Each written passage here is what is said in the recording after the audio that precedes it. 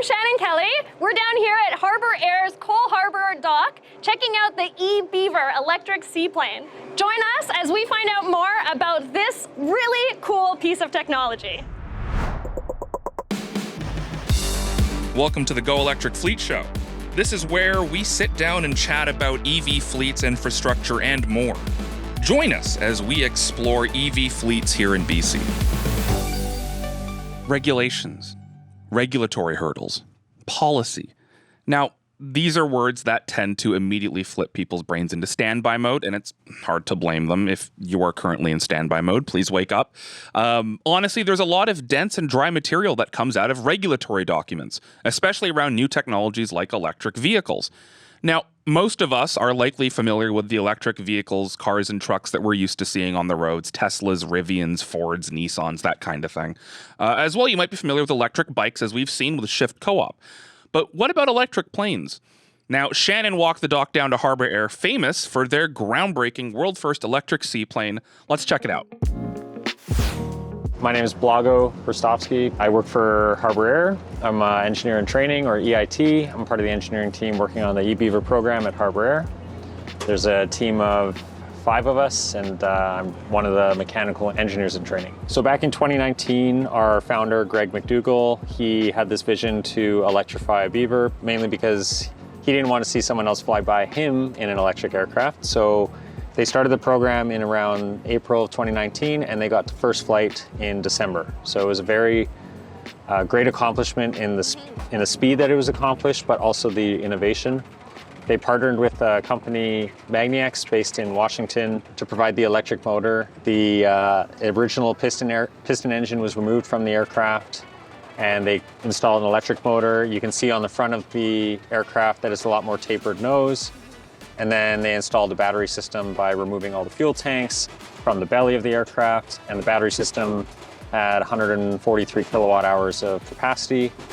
And with that, we could do about a 30-minute flight with a 20-minute reserve. And since then, we've done 92 flights to today. We've recently upgraded the batteries on board to 158 kilowatt hour capacity and higher voltage as well.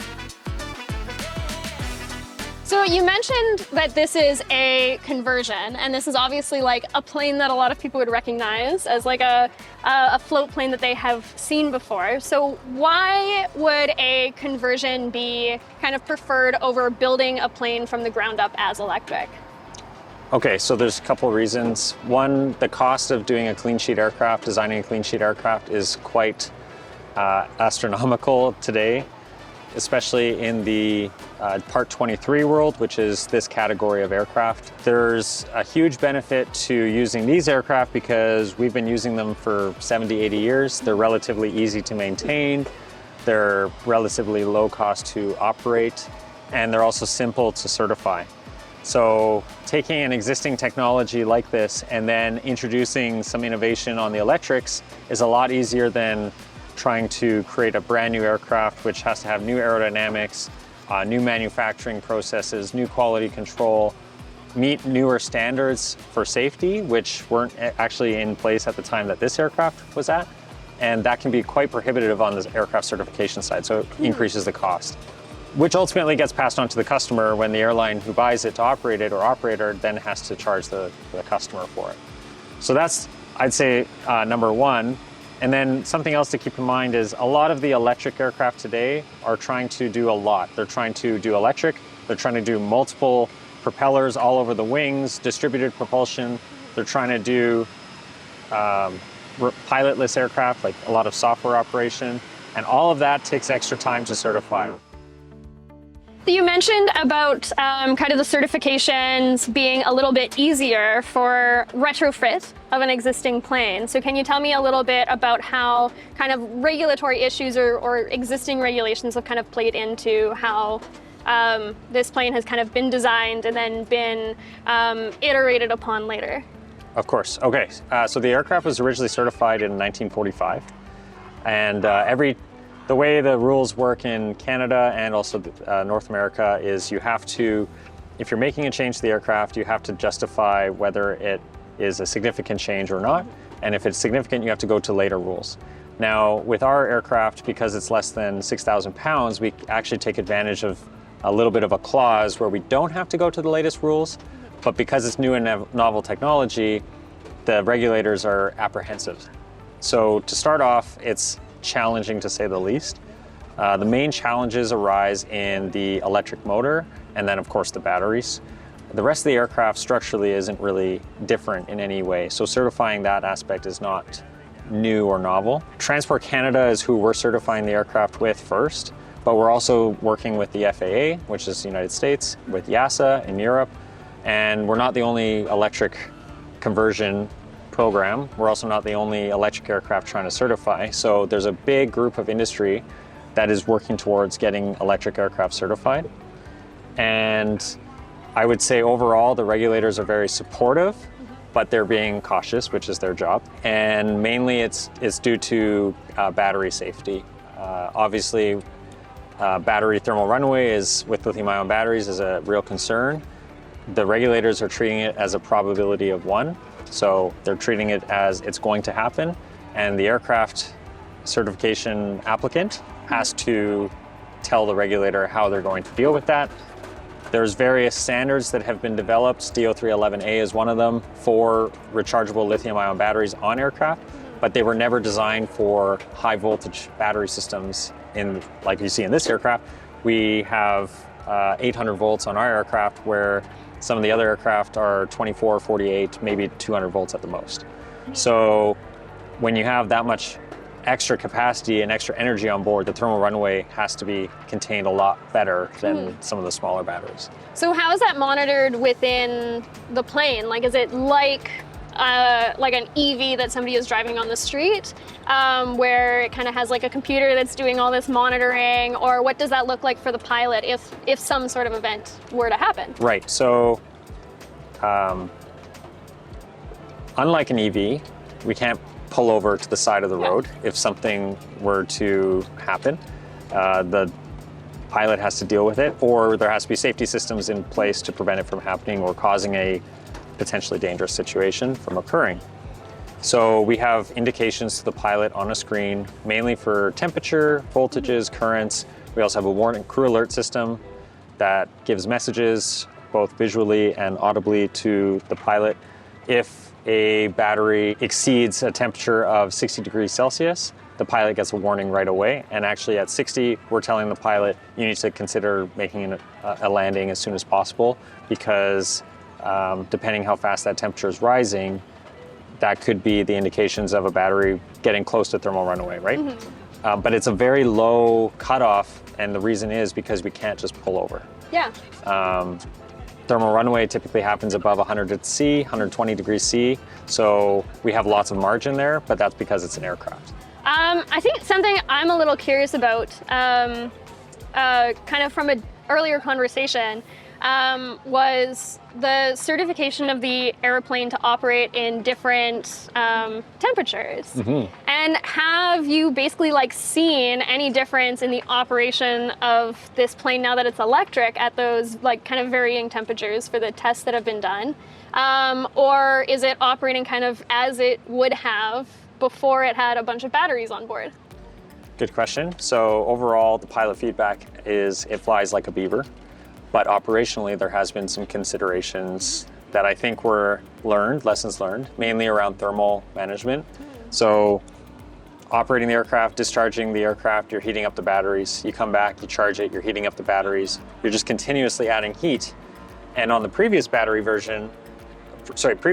we had on this aircraft, we would have to wait several hours just for the aircraft to cool down before we could go flying again, just after the charge. Yeah.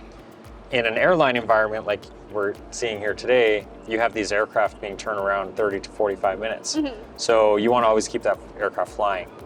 So something that we're working on right now is actually a conditioning system for the batteries, that when the aircraft gets plugged in to charge, we also plug in the conditioning system and it can cool down the batteries so that we can get that aircraft flying as soon as possible. Yeah, maybe a nice feature on a cold day, but not as appreciated in the middle of summer. Well, actually, yeah, I mean, both. The battery, we haven't actually had any issues with cold performance because the batteries are pretty good at keeping themselves warm. Yeah. But in the hot days, that's where Yeah. we've had greater challenges. And then also, our batteries are not cooled actively in any way. Oh, interesting. We don't have any liquid cooling on board. One, it's very heavy. And two, we're very confined in our space that we have available to us. So what we do is we rely on ambience to cool them down, right? In the future, I think we'll see that the conditioning systems are the way to get around that so that you don't have to add the extra weight of a cooling system on board. So I can see through the window behind you here that there is a CCS port that is attached to what I'm assuming is an onboard charger. But at our feet, there is also an extension cord running into the plane, not to that onboard charger. So can you tell me a little bit about how this plane gets its power? Sure. So you might see the extension cord by our feet here is actually not very thick. It's a low voltage 120 volt charger that we have on there. And it's just charging our low voltage batteries, which power all of the avionics and the battery control system, as well as the engine controllers. So we have 4 low voltage batteries that perform that function. It's very typical to piston aircraft having a battery on board to power its avionics. Typically though, you'd recharge that battery in flight, and we don't have that capability yet. We're working on getting a DC-DC converter in shortly so that we can do that in flight. But for now, we just recharge those every flight. On the high voltage side, we have a CCS1 port, and we have a 60 kilowatt charger back at our base, and then we use that to charge the aircraft. That's a 60 kilowatt charger. It outputs 850 volts DC. Nice. So we can charge the battery system up to 800 volts. We have already purchased a couple chargers for the docks, one for CXH, which is where we are here, Cole Harbour, and then also one for Nanaimo, because that'll likely be the first route that the e-Beavers are able to run. And the service already exists in this base. We have a lot of service here to run high-speed chargers, 150 kilowatt charger.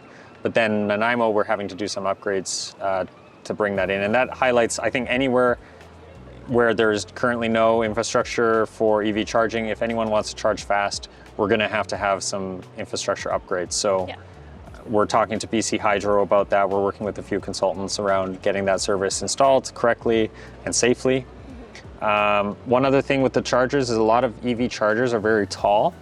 And around the dock here, you might notice like our tail, for example, it's pretty low to the dock surface. Yeah. So, and you also have we have the wings over the docks. What is the status of this aircraft right now? Like, when would passengers be expecting to come down here and be able to catch a flight on the electric Beaver? So we're aiming for end of 2026 certification. This aircraft here is our experimental prototype, so it won't take passengers with the current systems on board. But we're working hard on the certification version of the aircraft. We're hoping to get our certification motor sometime early next year and some batteries as well to power that aircraft. And we'll carry out the testing following in late 2025, early 2026, so that we can start taking passengers in 2026. And we're aiming for enough payload to take 900 to 1,200 pounds, which would work out to 4 to 6 passengers for a 30 to 45 minute flight. Nice. Yeah, I think probably some rejigging of the inside so that there's some room to sit. Yes, yeah. And we have that all mapped out. We're just currently actually waiting for the components. So oh, nice. yeah, Okay. there's more news to come. So it's soon. Yes, soon. Yeah. Nice.